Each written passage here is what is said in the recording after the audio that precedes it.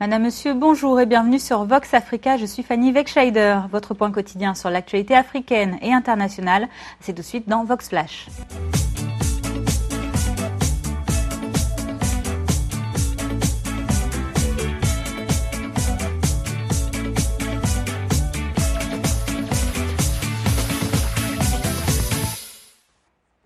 Ouvrons notre flash information de ce mercredi 15 juillet au Burundi. Vous le savez, la présidentielle se tiendra le mardi 21 juillet prochain dans le pays, avec la candidature controversée du président sortant Pierre Nkurunziza à sa propre succession. Eh bien, depuis l'annonce en avril dernier de sa candidature à ce troisième mandat possible, le Burundi vit dans le chaos, au rythme des manifestations de l'opposition, manifestations parfois réprimées dans le sang. C'est pour tenter de calmer la crise dans le pays qui vient d'ailleurs d'entrer dans une nouvelle phase de combat armé que le président ougandais, Yoweri Museveni, a démarré hier à Bujumbura une mission délicate de médiation. Monsieur Museveni a été mandaté pour cette tâche ardue par la communauté est-africaine, l'EAC, et ce après l'échec déjà de 2 médiateurs mandatés par les Nations Unies. Dans les deux camps, en tout cas, l'arrivée du médiateur ougandais est très attendue en tant que garant de l'accord d'Arusha pour l'opposition et en tant que président, lui aussi susceptible de se représenter dans son pays pour le pouvoir burundais. Et je propose d'écouter cette explication du président ougandais quant à son rôle de médiateur dans cette crise, donc au Burundi. Pour certains pays en Afrique, comme le Burundi, certains d'entre nous observent la situation depuis 55 ans. Certains d'entre vous voient cela comme de l'histoire ancienne, mais pour moi, c'est l'actualité parce que j'observe cela depuis tout ce temps. Politique encore de l'autre côté de la frontière. Le CCM, le parti au pouvoir en Tanzanie, vient de désigner son candidat pour la présidentielle. Parmi les 40 candidats qui étaient en lice, c'est John Magufuli qui représentera donc le Chama cha Mapinduzi à l'élection présidentielle qui aura lieu en octobre prochain. Lors des suffrages, John Magufuli a obtenu un score de 87%, écrasant largement dans le trio de tête la ministre de la Justice, Acha Rose Migiro, et l'ambassadrice de l'Union africaine à Washington, Amina Saloum Ali. Hier mardi, M. Magufuli a officialisé sa victoire lors d'un rassemblement dans la capitale tanzanienne, Dar es Salaam. L'actuel ministre des Travaux publics de 55 ans a de fortes chances de succéder au président Jakaya Kikwete, dont le parti CCM est au pouvoir depuis la naissance de la Tanzanie moderne en 1964. Précisons par ailleurs que le CCM détient actuellement 2/3 des sièges au Parlement. Direction l'Afrique de l'Ouest à présent. Hier mardi, au moins 15 personnes soupçonnées d'être des djihadistes ont été transférées à Bamako, au Mali, après avoir été arrêtées la veille à Zégoua, première ville malienne après la frontière avec la Côte d'Ivoire. Les djihadistes présumés voyageaient dans un car en provenance de la Côte d'Ivoire et parmi elles figurent des Maliens, des Mauritaniens et certaines personnes qui étaient en possession de passeports français. Alors des vérifications sont menées sur l'identité de ces dernières personnes pour savoir s'il s'agit bien de franco-maliens ou si ces passeports sont faux. Les arrestations hier interviennent en tout cas moins d'une semaine après celle d'un membre présumé d'Ansardine, un groupe djihadiste du nord du Mali. L'homme qui avait été interpellé sur le chemin de Bamako dans la nuit du 9 au 10 juillet dernier transportait avec lui des documents mais aussi des vidéos de propagande islamiste. Sécurité toujours au Nigeria à présent. La police du pays a rapporté hier la mort de plusieurs dizaines de personnes suite à l'attaque vendredi de 4 villages du nord-est du Nigeria, situés dans l'état de Borno. Si le bilan n'a pas encore pu être communiqué, un des témoins parle de 43 morts, dont certaines personnes ont été égorgées.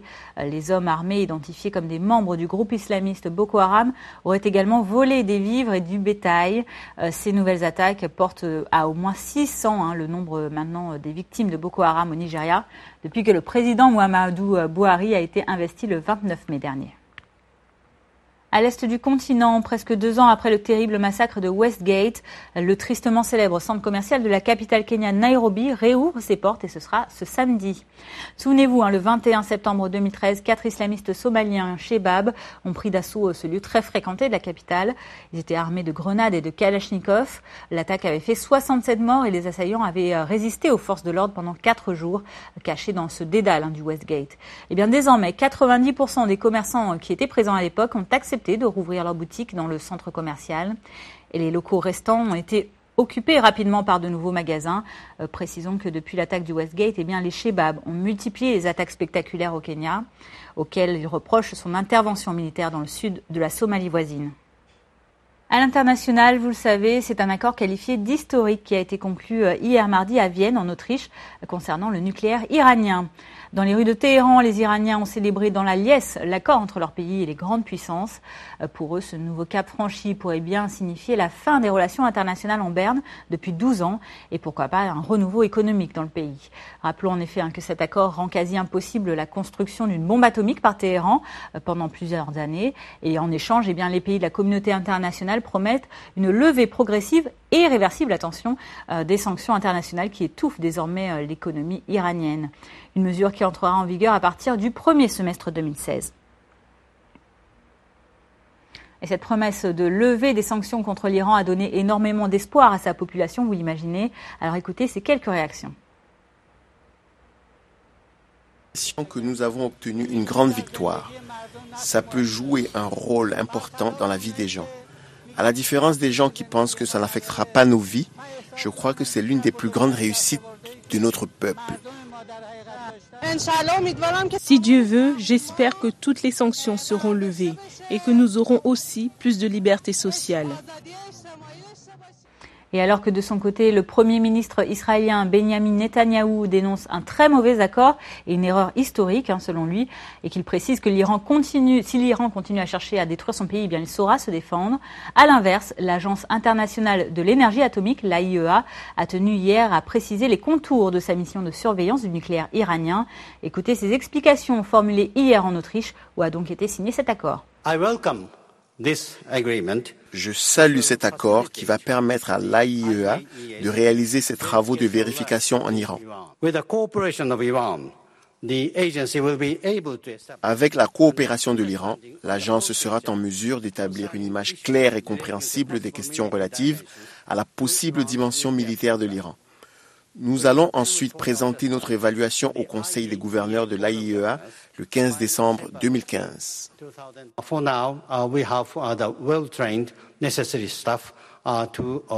Dès à présent, nous avons déjà tout le personnel compétent pour entreprendre les activités de surveillance et de vérification en Iran quand on nous le demande. Toutefois, à plus long terme, nous devons réaliser un bon plan pour renforcer notre équipe, mais nous le ferons progressivement.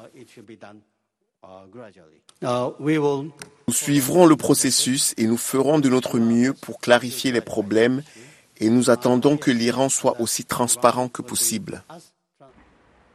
En bref, en Asie, de nombreux manifestants se sont réunis hier mardi au Bangladesh pour réclamer justice. Les protestataires demandent que les meurtriers d'un garçon de 13 ans soient pendus. L'adolescent avait en effet été battu à mort après avoir volé un vélo et son calvaire avait été filmé et diffusé sur les réseaux sociaux. Terminons ce flash information avec une bonne nouvelle dans le domaine de la médecine. Selon les Nations Unies, les infections par le virus VIH-Sida ont chuté de 35% en 15 ans, depuis 2000 donc. L'annonce a été faite hier en conférence de presse à Addis Abeba, en Éthiopie. Et selon l'organisation onusienne, les décès liés au sida ont aussi baissé de 41% depuis le dernier pic de 2004. Alors si l'avancée est très encourageante, il faudra encore débourser 32 milliards de dollars, soit 29 milliards d'euros par an d'ici 2020, pour espérer en finir définitivement avec le sida d'ici à 2030. Et selon le secrétaire général de l'ONU, Ban Ki-moon, le monde semble donc bien parti pour une génération sans sida, selon ses termes. Écoutez. 15 millions de traitements pour le VIH, cela veut dire que des millions de familles sont protégées et que l'on économise des milliards de dollars. Et cela veut dire que nous sommes partis pour une génération sans sida. Voilà, c'est la fin de ce Vox Flash du mercredi 15 juillet. Merci à vous de l'avoir suivi. Rendez-vous demain, jeudi, pour votre prochain point quotidien sur l'actualité. En attendant, passez une bonne journée. À demain.